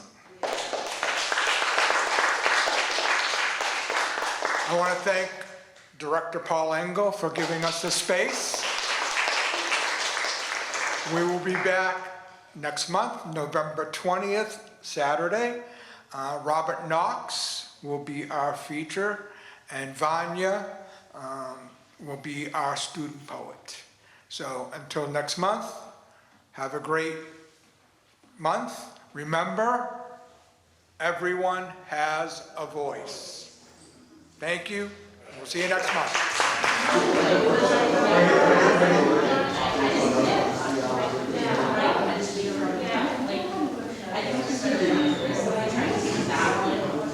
Welcome back. This is Everyone Has a Voice here at Brockton Public Library. We're excited to have Nicole Rossi here for some questions. We're going to ask her about her writing and her poetry. So thank you so much for coming today. Nicole, it was wonderful hearing your poetry earlier. Thank you. My name is Kate DeMarca, and I'm excited to be here today listening to the poetry and getting to talk to Nicole. Hello. Thank you for having me. Nicole, when did you first realize you wanted to be a writer? So I used to have a bunch of little journals when I was little. In elementary school, I'd write a lot of songs, and I would write little bits and pieces here and there. It didn't really stick with me until, I want to say, middle school and high school. I definitely took it more seriously. I remember vividly at my 8th grade graduation and my 8th grade talent show performing poetry for the first time, and that was when I was like, wow, I need to do this more. So I would say that's when it stuck with me, when I first actually really considered it as something, as a creative outlet and more. Oh, that's really great. Thank you. Do you get nervous when you have to read, especially when you were a kid? Yes. I used to think the feeling would go away, but it hasn't. I've learned how to manage it better, but I will say the nerves never go away, to be honest. You just learn how to manage them better. Well, we appreciate you having the courage to share your poetry with everyone. Thank you. I appreciate it. It definitely takes a lot of courage to share your own thoughts, your own wishes, your own dreams, everything a person has been through in writing, especially your writing, which is very personal. Thank you. Yeah, I remember the first time I ever performed in front of people, I was in a competition and I was so bad that I got out first. I didn't even finish my first poem. My legs were shaking so bad. I had to pause and reread it a million times, and I got out the first round because I couldn't complete my first one. And now being able to stay here in front of people and keep my composure and perform has definitely been a great asset to have, and I'm really proud of the growth I've had through that too. So that's definitely been something that I'm proud of working on recently. Oh, that's wonderful. Thank you. Yeah, I'm surprised you're sharing this because you were just a natural. Thank you. Reading your words. Yeah, I was so bad. I was shaking so much that whole time. Thank you, though. So I have another question for you. What does your family think of your writing? So I would say the person that has the most influence and kind of connection to me with my writing is my father. He's also a writer. I definitely get a lot from him, and I feel like he's one of the people that believe in me the most with this as well. He loves it. He always is encouraging me. Every time I see him, he's like, have you been writing lately? Have you been writing lately? So he's definitely been, kind of like my biggest supporter throughout all of this. And, it's just nice to have someone who understands, because he's a writer himself, but also believe in me to the point of wanting to see me succeed and just letting me chase after my dreams no matter what they mean, So I would say my dad has definitely been there for me, and definitely he loves it, and he definitely is a shoulder to lean on when I'm having questions about what should I do here, what should I do there, Oh, that's great. Glad to hear. Thank you. It's helpful to have support from the people you care about. Yeah. With artistic endeavors. Exactly. Yeah. Like I said, he's always been there for me for it, and I guarantee you the next time I see him, he's gonna be like, "What have you been writing lately? Have you been writing?" So we'll see. Has your idea of poetry changed since you began writing poems? I want to say yes and no to that question. I have always loved writing, but I think that when I started writing in college, my perspective changed a lot for multiple reasons. More on a physical level, as in how to write and what structures to write with, what styles work best for me, and what to do and not to do in poetry. But I also will say that poetry has always been something therapeutic for me, and something that I discovered more recently is that it's hard, to me to write sometimes, or it's hard to realize that, it's painful to think about those things, but it's also healing as well. So there's been times where I've written something and I've cried after, to be honest, or I've cried during it, but that's when I know I'm doing what I need to do there, and I think part of it is just realizing how therapeutic it can be to share my experiences, because sometimes it's hard for me to express those otherwise. So there's that aspect of it, but also being able to portray it in a way where other people understand it as well and being able to relate to that. So yes, because I didn't know that till later, but no, because that's also something I felt that has always been with me since I started writing. That's great. Thank you. Yeah.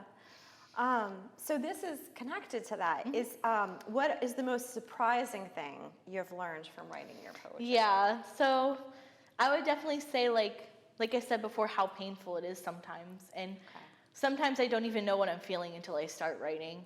Sometimes I'll just think of a line I want to say or a feeling I'm having, and it helps me process that feeling better, or it helps me portray it better than me trying to say it to that person, you know?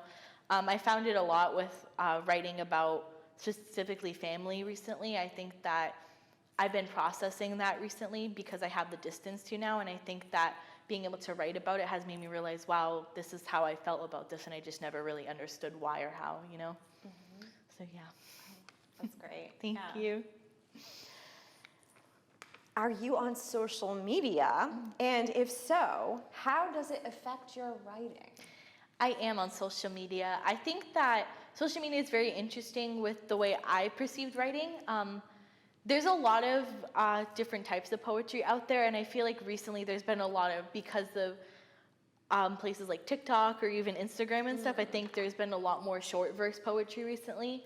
So I think that that's like a new writing that's been kind of created as I've been growing up. But then also it's given me hopes as far as, there's this place called Button Poetry. I don't know if you've ever heard of it, but I discovered Button Poetry through YouTube and through Instagram, and I think that was a really amazing thing for me to see. There's a poet on there named Andrew Gibson, and they're just amazing, and I actually got the chance to see them in Lowell once, and just being able to see someone that I saw like on this viral YouTube video was really inspiring for me, and just, you know, being more involved in the spoken word community as a whole, because I feel like a lot of button poets are spoken word artists as well. So I think social media has helped me kind of navigate what kinds of poetry I like, what kinds I don't, and where do I fit into all of it. Oh, that's great. Yeah, that's a fantastic website. Yeah. I tell my students about that website as well, and I have them explore it and find poems that resonate with them.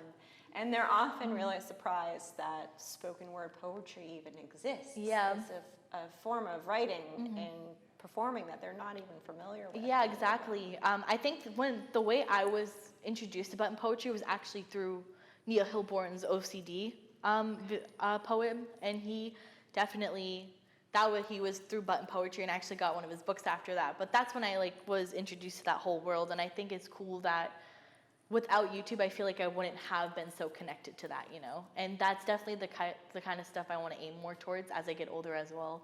But yeah, I definitely feel like it gets information transmitted faster as far as different types of poetry. And also a way to join poetry communities. Exactly, yeah. To connect with other writers that are your age or other generations of writers. Yeah. And I've become aware of that through social media and poetry through social media. So very it's cool. definitely been beneficial. This is the last question. Okay. If you could pass along one piece of advice for young writers, what would it be? I think something I struggle with a lot is my self-esteem and editorial voice in my head. Just write. That's the thing. You just have to just write. Don't worry about who's reading it, who's gonna read it, what do you sound like. That's later problems, that's later issues, but you're not gonna get to that point if you don't let yourself be creative first. So I call it word vomit too, so just let yourself word vomit. Just do it. Just word vomit everywhere, and then you could fix it afterwards. So that's definitely something I wished I knew sooner, because I think a lot of my early writings were struggling with, no, this doesn't sound good. No, I said this before. No, I did that before. No, just write. Just write. Wonderful advice. I second that. So thank you again. Thank you so Nicole, much for coming. It's been a pleasure talking to you and hearing you read your poetry today. Thank you. I appreciate it. Okay. I just dropped something. But other than that, this is Everyone Has a Voice. So Reggie. Yes, sir. Just have a few questions for you. Sure. So, what was an early experience where you learned that language had power? I think my earliest experience, if I trace it back, it goes back to my great grandfather. He was a railway worker, and he was illiterate. He couldn't read, he couldn't write. And so what he would do is he would make up stories and songs as mnemonic devices so that he could remember things. And so he would tell my brother and I stories about John Henry, and he'd make up a few things here and there. And I think that was an early introduction for me about the power of language. And I guess the power of me using language, that one of the earliest memories I think I have is my mother and father supported, when I was a little kid, I would write a lot. And I would always take my stuff to them and read it to them. And then one day I read this science fiction book by a writer named Ben Bova, and I began to mix stories. In the Bible, there is something called the 4 horsemen of the apocalypse, which is in Revelations. I wanted to add something I had found in a story, and I made it the 5 horsemen of the apocalypse. The 5th, which was a woman, and she was the element of time. And it was an 8-page long rhyming piece. And I was 11, and I brought it to my mother and asked her to check it out. And the first thing my mother went was, well, this is certainly demonic, isn't it? Now, me growing up as a Jehovah's Witness kid, I knew what that meant. That meant that I had crossed into a space I should not have crossed into. But I also realized the look of utter terror and aghast on my mother's face. And so that first thing that made me say, oh man, I scared my mother. I mean, I think there's something I saw in a film once where it says, mother is the name for God on the lips of all children, where here it was, I had scared the closest thing to God I knew. And I was like, I scared my mother. Oh man. Hey, I scared my mother. All right. Right? And so in that same breath, it was like I saw the power of language to effectively move someone, even if it was moving my mother to terror. So that was those two are early memories of me and the power of language. One, how it affected me, the other, how it affected someone else. Wow. So, Reggie, how long did it take you to start sharing your poetry? As I said, when I was little, I shared it sort of right away. You know, you write stories, you get praised for it. You write things, you get praised for it. So it wasn't like it took a long time as a child to do that. I would say after it took me maybe a couple of years after that incident with my mother to start sharing stuff again in high school. And then after high school, I hadn't written for a while until a friend of mine came to me speaking about a place called Spices. And that was probably something like 6 years or so after high school. And then, so I had these spurts where I wasn't sharing, where I wasn't writing, or I was writing, or I wasn't sharing, until there were opening spaces for it. And then after I started going to this place, Spices, I just started sharing all the time. Now, there are things that I don't share in every space. I write stuff, and I look for an opportunity to share them. And then there's other things where it's like, well, maybe I'm not ready to share that yet, right? Maybe that's something I want to keep a bit more close to me.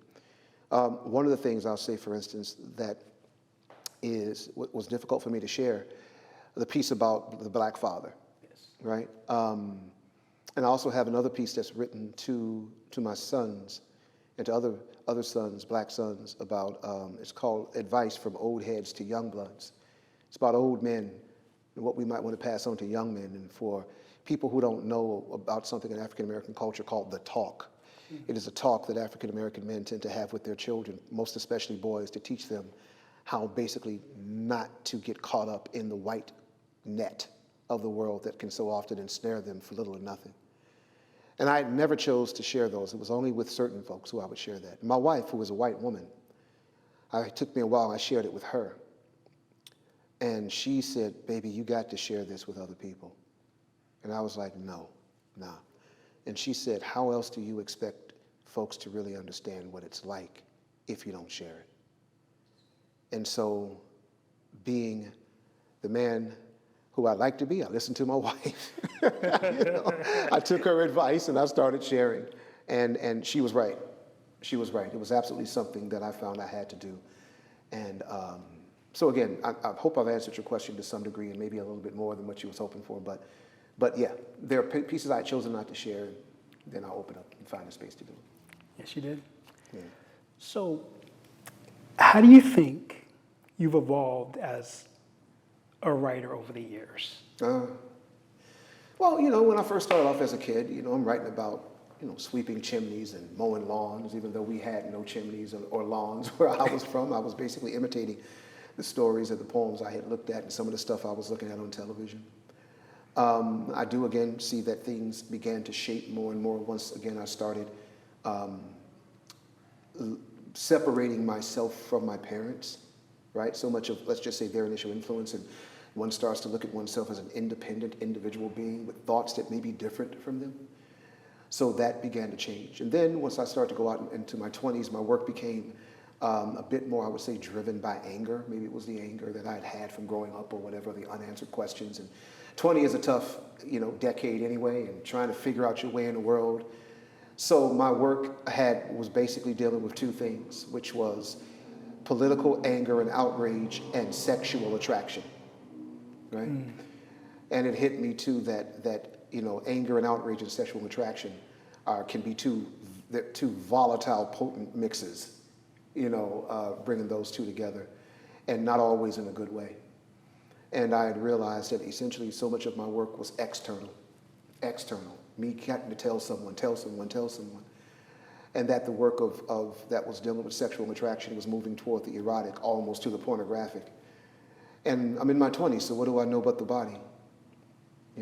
And what it means to explore that. So that's where my writing sort of went. And then a turn began to happen where I no longer wanted to write about the body in itself, but I wanted to write about what was happening internally. And I think much of that, when I connected to being a father and what that meant, became a bit more insular. And then, but music has always been a part of it, so that's come back and been a part of that as well. Now, a lot of what I'm writing lately has been moving toward a socio-political sort of direction. I work with some political organizations, and I've been writing texts for them that can help us move beyond this crazy political divide that we have in the country right now. I also work with members of the Red Cross, Red Crescent, creating texts around climate change, because we're finding that the science is not moving the people, so we're looking to see that maybe art can move people toward doing the right thing for climate justice. So I've been writing more targeted works that have to deal with transformation and social change. So there's been quite a trajectory going on through time. Yeah, and who knows what it's going to be 10 years from now, but I suspect that the thing about what's going to draw us closer as a species is probably going to be a main overarching theme in my work. All right. So personally, as a poet, I don't expect the reader to interpret my poem as I've written it to obtain the same feelings, but to arrive at their own conclusions. So what is your vision for your poems? I would say that I absolutely want people to think exactly what I want them to think. We look around, we see art, there's certain art which is representational, and an artist, I think, doesn't want me to look at tomatoes and see a cat. I'm assuming that they want to capture the essence of a tomato. And it being so for me, it's also a form of communication. I think that if we can make direct language beautiful, so that folks see what you're talking about, but it's not mundane and maybe it's expanded, but they maybe see things now in a different light that they may have seen before. I think that's beautiful. For me, there are very few times that I think I have the patience to figure out what someone is saying. Right? After going to school, I often have asked myself, when I've done that, I'm like, am I obfuscating? Am I hiding something? Am I trying poetically not to say something, right? Am I being, trying to pass off, as a friend of mine once said, intellectual obscurity for profundity, right? Am I trying to make it sound profound? And I have to say that, yes, that was what I was doing, to maybe sound more educated or whatever. And I'm not saying everyone does that, but I know for myself, that's why I've come to where I've come with that. But at the same time, I love surrealist poems. You know, I love surrealist poetry, which is something that you're going to look at and it's just going to explode inside of your mind. And you can't just look at this as representational stuff because it just the way that it sort of Jackson Pollocks on the canvas of your brain, you know, is a wonderful thing to feel that. So I would say right now, because of me looking at the work I've been doing with climate change and politics and social justice and all of these things, that's the type of work that I would say, no, you need to know what I'm saying. Right, you know, because I try to inform the work from three spaces, right? The head, the heart, and the hands, right? And I may say, I'm looking at something, if something hits me intellectually, I need to go and inform that with feeling, right? What is it about me that can connect to that? And then I have to find the right form through hands, the working of it, to be able to communicate that. If something hits me right here in the heart, well, I'm just feeling it deeply, right? I try to go and inform that with facts. Right? So that it's just not just this raw emotion that I'm putting out onto the paper, but that it's also guided with learning. And then try to figure out the best way to form that into something that's going to effectively communicate to someone, right? And so if I'm going to spend that amount of time going through how I feel about something and how I educate myself about something and finding the form to say it, these are my tomatoes and I don't want you to see them as cats. Right? So that's how I feel about it for certain work, absolutely. All right. So, Reggie, what are some of the influences that inspire you as an individual? Is that as a writer or a poet or just walking through life? What are we talking about here? Let's say as a poet. Okay. If I was to go toward that constellation, there was a friend of mine who was constantly with me, even though he's no longer here. His name was Kent Foreman. Kent Foreman was somewhere between a father and a brother to me. And he was one of those guys, he was the guy who found me when I was telling people I'm suffering from the disease known as my 20s. Lasted 13 years. And he was the guy who came to me and said, you know, brother, you might be a decent poet if you don't drink yourself to death. And of course, me being all 20 and anger and malt liquor and piss and vinegar was like, man, who the hell are you? I don't know you, step off, but he wouldn't step off. He kept coming back. Then he would bring a book with him. And he said, read it, let's talk. And our friendship grew as a result of that. So the influence of that man is constantly with me. And I'm ashamed tonight because I didn't do some of his work. And I often do some of his work. But much of what I do is influenced by him.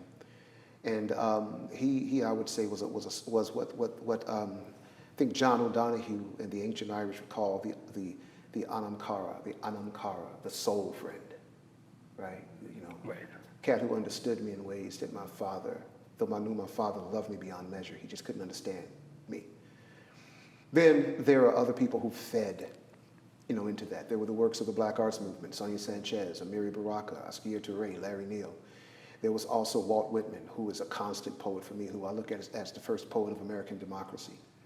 I'm also influenced by Henry David Thoreau and Ralph Waldo Emerson. I had a rap I was going to do about them tonight, because they influenced me when I was 16 years old in school, and this idea of bringing together a spirituality with a political outlook, and having you know, Thoreau's understanding that I'm not paying my taxes because you're going to open up the slavery into the Western territories, and Emerson, who was not at first an abolitionist, but who was against slavery, but began to speak out more and more against it, but also wound up giving us Poet in the World, some of these wonderful essays. And he was the person who said, I think it was in Poet in the World, I think it was in an essay, when he called for an American bard who would break with the chains of Europe, right? And speak what the American soul is. And Walt Whitman, who I mentioned earlier, stood up and said, yo, that's me, put me in the game, coach, right?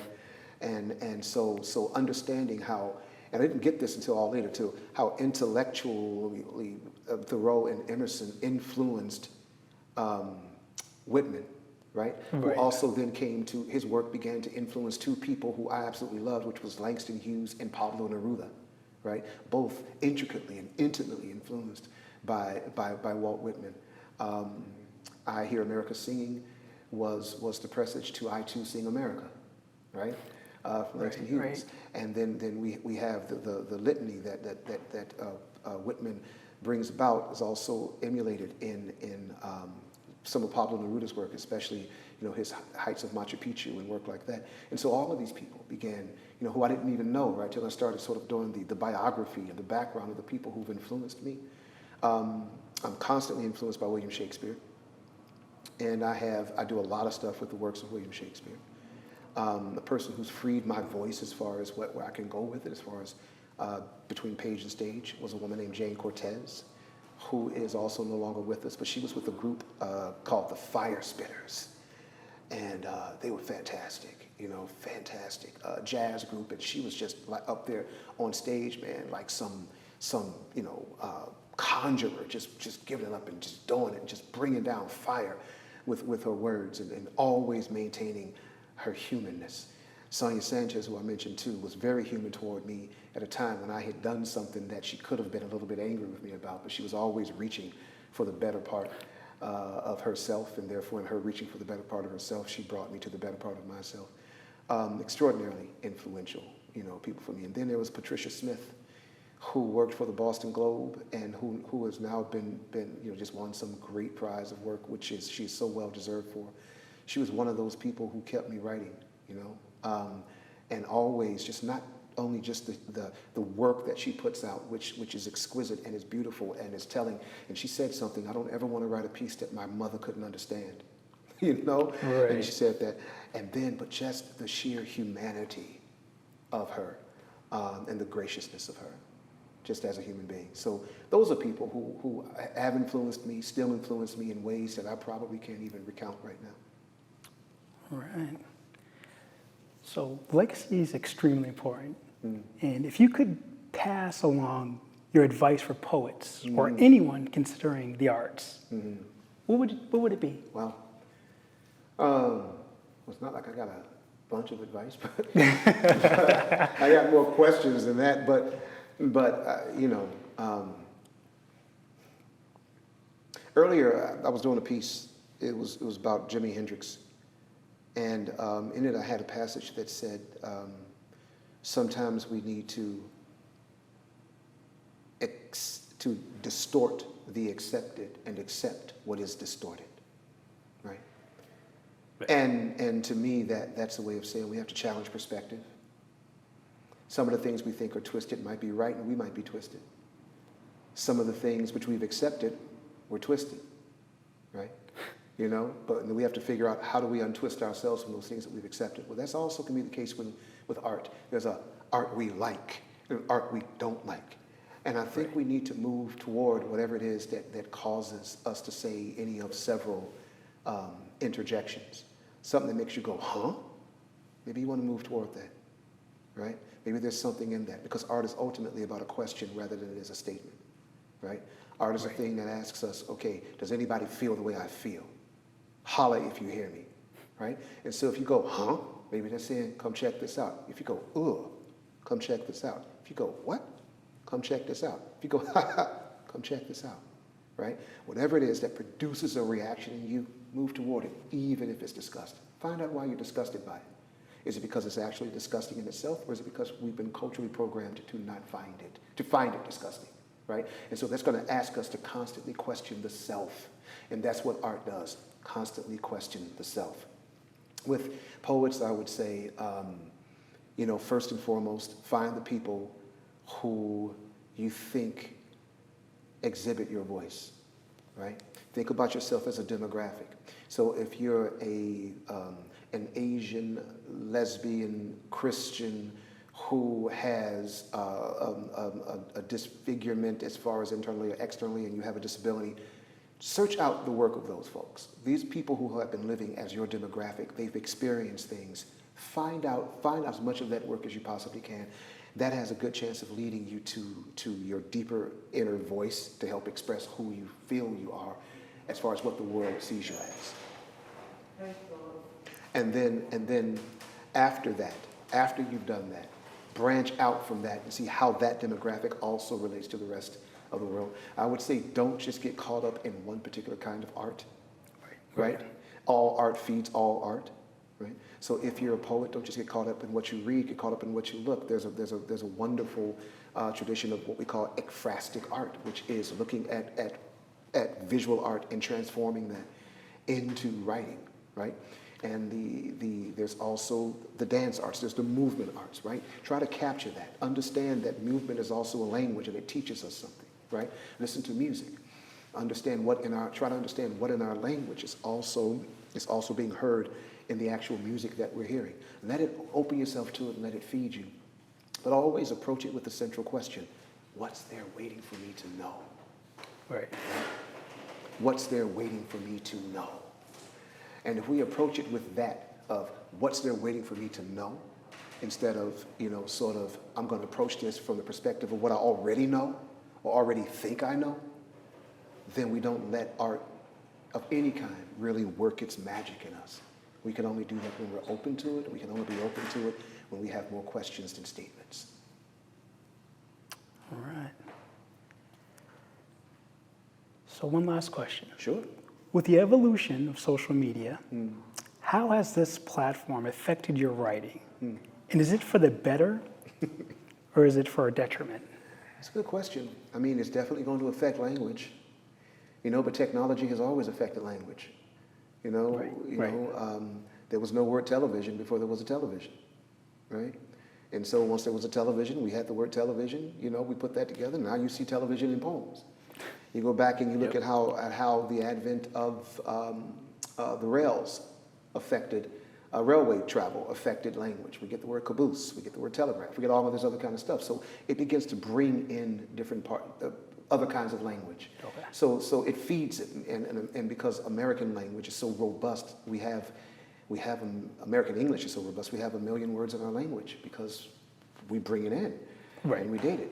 So the advent of social media is also asking us to expand our view of what language can be. It's becoming more symbol in many ways. When you're looking at what texting and all of this stuff, it's more symbol now. So people might take out all vowels. Right. Right? But you still get sort of what's going on from some of it. Some of it becomes more regional, some of it becomes more national, some of it becomes more international. And I guess we still have to wrestle with that. We don't know where we're going to end up when it comes to that. I will say that there are, in teaching, I have created my lessons so that the poems are shorter. Okay. Right? So that the poems are shorter. And because I have been finding that there are some students who do have, they're not able to pay attention to as much as they'd like to longer work. Right. And so I think, perhaps that's a commentary on how quickly the media moves, right? And that they have an attention span that can be good for this, and this, but can't be good for this, right? And so we still need to know where the jury is out on that. It's forced me to be a lot less wordy in teaching, right? Which I think ultimately is better for not only me, but for my students, because I get to the point more quickly. Yes. I make more connections that I think are more relevant in their lives, because I also start to notice that, and this may be social media, but it's other stuff, I start to notice that many of my metaphors and references have become dated. Right. And once I began to engage with the media that my students are engaging in, I can make different connections from where it is that I'm coming from to where I think they are. So sometimes we don't like new medium, new technology like that because it asks us to change, right? And human beings are notoriously slow to change. We're just slow to do it. This is what I do. This is what I like. This is how I write. This is what I can handle, and asking us to do something different is a little tough. I myself would like to have the students be more of both minds. Yes, to be really engaging with what's happening on Twitter, what's happening, on TikTok, and going through all that and do that. But at the same time, engage with Frederick Douglass's "What to the Slave is Your 4th of July." Okay, it's 19th century prose. He's got paragraphs which got 8 commas in it, that kind of thing. But it's like there's something for you there, right? Yes. Go and read at least segments of the Iliad and the Odyssey, right? And recognize what the ancients have to say to us through that piece. Go and read, Walden. Go and read, some of the works. Read the Declaration of Independence. Engage with what the Constitution has to say. Check out the Articles of Confederation, right? Look at these things. They're a heritage to you. And if you don't read those things and engage with those things, you're going to find yourself at the mercy of those who do, right? Right. and inform yourself. And the more we read widely, the more we understand the illusions that drive our world and the connections that drive our world. So it's not that I think technology that we're having now is necessarily a bad thing in itself in the influencing of work. I would like a both and, right? Be able to communicate shorthand, be able to do something in a longer form. So I would want the students to not cut themselves off from either, and I would want those who are in my age group, my generation, to do the same, not cut ourselves off from either. All right. Yeah. Well, Thank you, Reggie. Yeah, thank you. Thank you. I appreciate this.